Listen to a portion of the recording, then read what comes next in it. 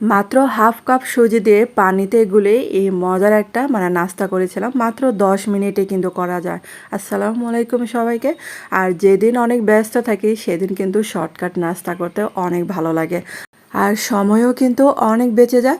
এখানে 1 কাপের একটু বেশি হবে আমি পানি দিয়েছি। তারপর হচ্ছে স্বাদমতো লবণ দিলাম।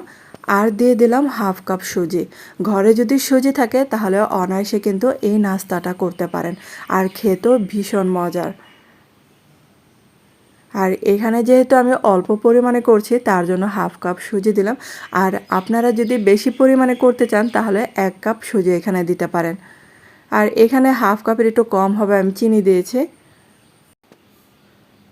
আর এখানে 1 টেবিল চামচের মতো আটা দিয়ে দিলাম। আর আটাটা দেওয়াতে অনেক সুন্দর একটা ডোটা তৈরি হবে।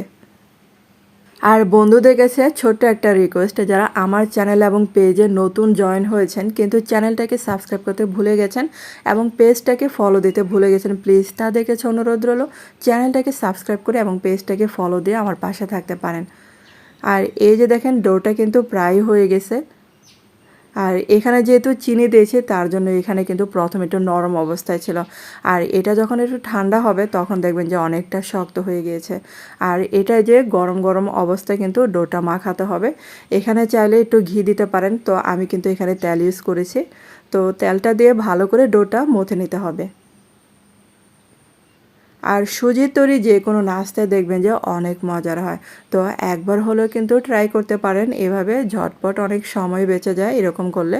ঘরে তো সুজি কম বেশি থাকে, তখন কী করবেন এরকম একটা নাস্তা বানিয়ে দেবেন, দেখবেন যে বাচ্চারাও কিন্তু অনেক পছন্দ করবে। তারপরে এই যে আমি আমার পছন্দ মতো সোজা সাপটা শেপে বানিয়ে নিয়েছি। গোল গোল করে এরকম করে বানিয়ে নিলে তাড়াতাড়ি হয়ে যাবে। আর খুব সহজে কিন্তু এই ডিজাইনটা করা যায়, তো আপনারা কিন্তু বানাতে পারেন সহজে। তো সবগুলোই সেমভাবে বানিয়ে নিলাম। আর এখন এগুলাকে তেলে ভেজে নেব।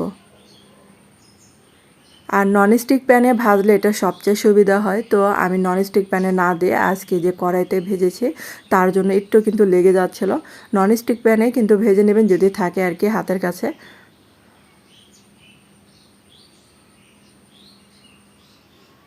আর এই যে চুলার আঁচটাকে মিডিয়াম আঁচে রেখে এগুলাকে ভেজে নিচ্ছি।